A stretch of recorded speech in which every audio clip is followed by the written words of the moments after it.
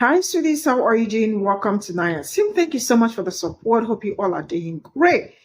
You all already know that we've seen so many videos, farmers coming out to scream about how things, the policy are affecting them. The policies are affecting them. We've heard Nebraska's, all of them all over. And I am going to ask you, have you seen any black farmer coming out to scream that they need help? We've not seen. Someone said that black people are immune. They are not immune. It has always been in black people's this thing to be very strong. They have been strong all their life. But I want us to sit down and reflect on this. How long are we going to continue to be strong? I know we do not have, I know some people will be like, I wish I do not have to be strong all my life to navigate through some certain things, because sometimes you are very, very weak. And the best you can also do is to be strong to navigate through that same weakness. What are we doing for black farmers? What are you doing in your neighborhood to support black farmers? I have made some videos about we supporting black farmers. How are we going to do that? Look for black farmers around you and purchase straight up from them. That is the best you can do for them. Do not wait for them to come out and man cameras to start crying on the internet to tell you how bad it is. It is already bad enough already. And coming out online to cry, no, I do not want it to get to that stage. Look for black farmers around you. Let's start the job. Let's get into this. You know, I'm seeing all these videos right now where all these farmers are crying about not getting no help right now. You know what? Let me ask you something. When have you ever heard of a black farmer crying about it? Never. And you want to know why? Because they ain't never got no help in the first place. That's right. USDA is literally admitted to discriminating against black farmers. And literally black farmers had to sue, thousands of them, to get what white farmers are handed for free. And fast forward to today, all these farmers crying that they can't get no help. You see, black farmers, they've been struggling. Y'all just now feeling what they've been feeling for over 100 years. Black farmers, they used to own over 19 million acres of land. But guess what? Systematic racism, denied loans, shady politicians, and legal loopholes wiped them all out. Yeah. And now they're 1% of America's farmland. When the government finally tried to pass relief for the black folk back in 2021, white farmers sued to block it, claimed it was reverse discrimination. Make that make sense. So, you know, next time you see folks complaining about farm aid, why don't you ask them, where's the help for the black farmers?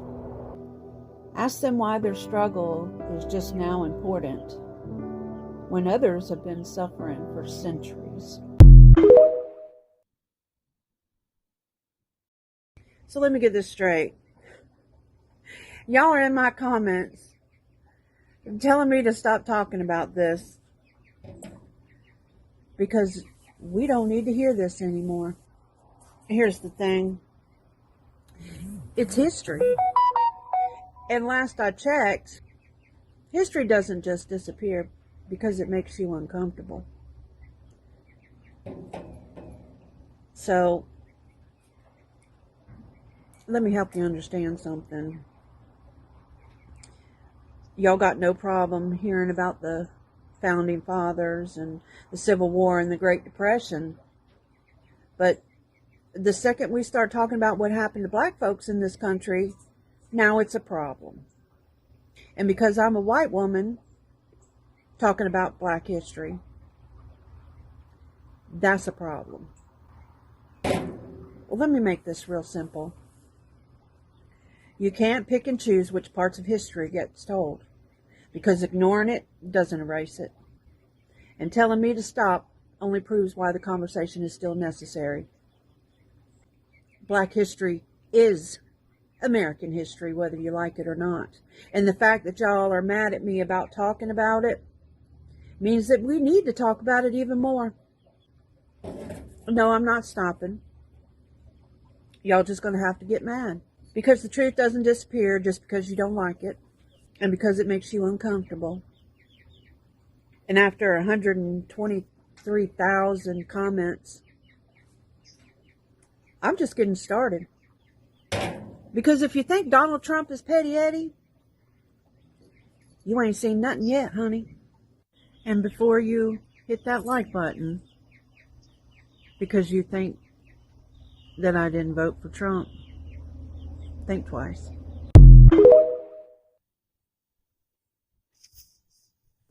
Have you noticed that there's one group that has not made any noise or made videos complain about Trump's policies hurting them or their business?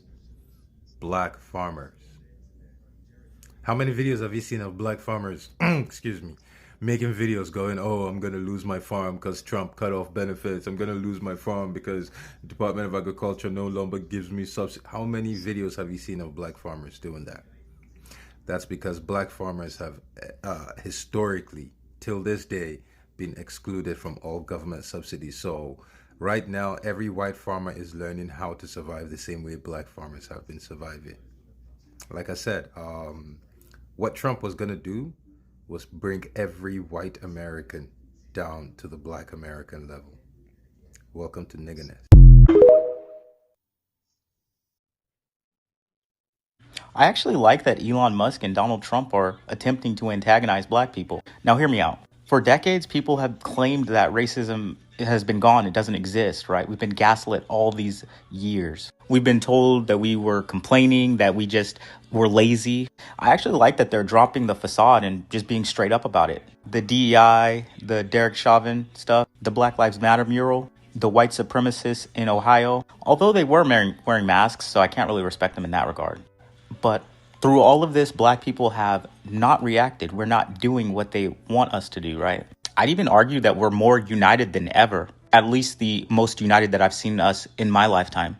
There's nothing left for them to do to us, essentially, because we've seen it all. They broke up families with the war on drugs. There was the mass incarceration with the 3 strikes rule during the Clinton era. Displacement of homes through freeway systems and gentrification, police brutality, police immunity, affirmative action, suppressing our votes, which continues to go on today in the South. But we're still not reacting.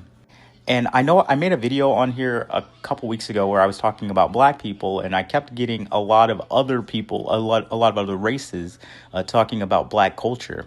And if you ask me, what is black culture? The first word that comes to mind, especially after seeing all of this stuff, is resilience. But you guys let me know what you think in the comments. So let me tell you what's happening. White people have no idea, European Americans have no idea how to operate life in survival mode. And that's what's coming. Even those of us, I have a huge ass trauma timeline, and I still experience that with my privilege in place. I got a lot of survival skills, very resourceful, but still I have privilege. So what's going to happen? What's going to happen when they cut your Medicaid? What's going to happen when they cut your Medicare as a white person? What's going to happen when they gut special education services for your white kids at school? What's going to happen when they gut mental health services for your white kids at school? What's going to happen when groceries become way too expensive to buy? What's going to happen? We don't know how to survive that shit. And we are so individualistic that we don't have community to fall back on either. And so many white people right now have no idea what's coming. We are about to be in a place where we have to figure out how to survive. And a lot of other communities that aren't white are saying good luck. because we did this to ourselves. 3 out of 5 white men wanted Trump. 1 out of 2 white women wanted Trump. And Trump and Musk are destroying everything because y'all thought they'd protect your whiteness, or you thought a billionaire gave a fuck about you. And it's falling apart. That is what's happening right now. And it's about to get real bad. So to other white people, European Americans, why is there an expectation that anybody that isn't white, why do you have an expectation that they should like us just automatically? Why do you think that they should view us as safe automatically? We are a part of the group decision that put Trump and open white supremacy back in power, even if we didn't vote for him. 3 out of 5 white men wanted that. 1 out of 2 white women wanted that. You think people that are not white can look at us and automatically tell which one of us did or did not vote for Trump? As I've stated before, we fit the fucking description, right? And so you have to come to terms with that. No amount of tears or I'm sorry or I'm the safe one, I'm not one of them. None of that shit works right now. It hasn't for a long time, but specifically right now. And Royal Star talks about this, that a lot of times people that, Black, Indigenous, people of color that interact with white people are interacting in a way that highlights survival. Because if they piss us off or make us sad or whatever, we have the ability to call the cops and get them unalived. So again, I keep seeing these comments pop up on here where other white people are like, wait, what? You hate us? You don't like us? Yeah, we're very fucking hateable. And there's reasons that people don't find us safe to be around. Like, it's very simple. And it also makes logical sense. And what you're trying to do is trying to prove that through your whiteness, you are somehow still safe. And you can't do that. You have to walk away from your whiteness. Because whiteness is inherently violent and dangerous. As has been proven for centuries. As has been proven by our fucking white ancestors. So if you find yourself not being liked by anyone that isn't white, ask yourself why that bothers you. Ask yourself what that means on a larger scale. Ask yourself why that might make sense. Because we as white people, as European Americans, have to walk out of white supremacy together and into humanity. And being liked or doing things to be liked as a white person, trying to bait people in by, people that are not white, trying to bait them in and be like, I'm a good one, I'm a safe one. The shit ain't working. It's just not. And that is we're seeing a collective crumbling of the identity of whiteness in this country. And the panic is coming out. And we have to process through that with each other as white people. That's the only way we move forward, is addressing our collective generational trauma and the collective generational violence that our ancestors have carried out. We have to talk with each other and understand that we are not safe. We have to come to terms with that. We have to take accountability. We have to address those parts of us that are uncomfortable with that fact. That's just what we got to do. It's not easy work. But again, comfortability is This a core is all I got from this video. And you all can, You can remember that for some days, I have really been talking on both channels. I have really been very big on supporting Black farmers. You see, this video touched me to the core. I don't know why, but I am going to walk us through it, right? You know, Black people have always been strong all their life. Like for the entire years they have been in America, they have been strong because they do not have anybody. They have been doing it gracefully. They have been doing it graciously. It is not because they do not know how, they don't know how to beg. They don't know how to be really, they have always been these strong people. And if you look around, you can see how the lineage is. Black people as a whole are strong people. That is one of the reasons why sometimes when something is happening to them, you will not know. A Black man or a Black woman might be going through it, come out here, cheer everybody up, be so happy and all that. They are going through. Nobody knows where it hurts. It is only Black people that know where it hurts them, right?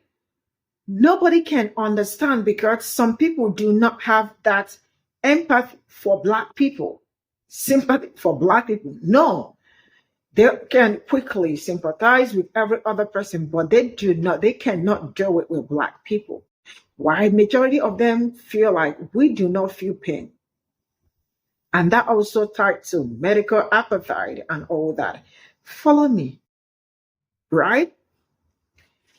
Black people have been navigating this route all by themselves. They have been on they know themselves, they understand themselves, and they do it themselves. They don't even ask for help because they do not even know how to ask for help.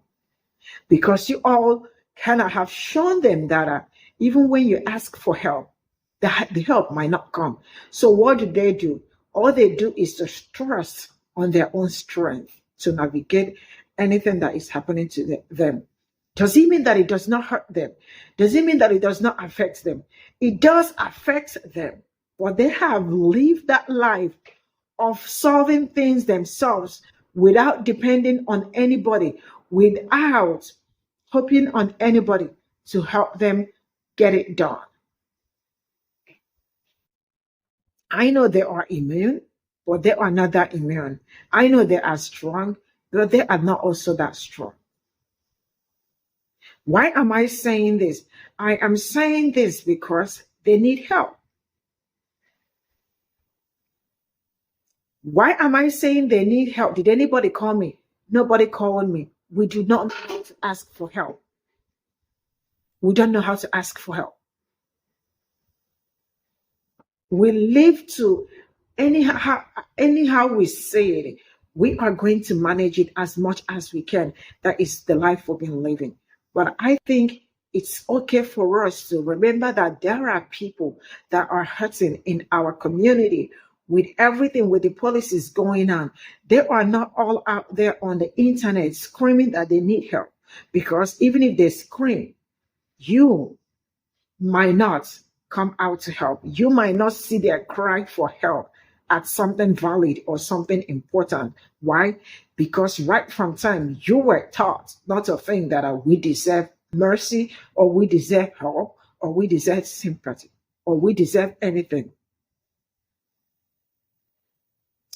What are we Black people going to do as Black community to get some certain things done? What we are going to do is look for Black farmers around you. That is the best you can do for them in this period. Look for Black farmers, support them, help them, buy from them straight up from the farm. They might even sell cheaper. Sometimes you might also not collect the change or the balance that comes with it. These are the things we can do as people to help them. They don't know how to get help.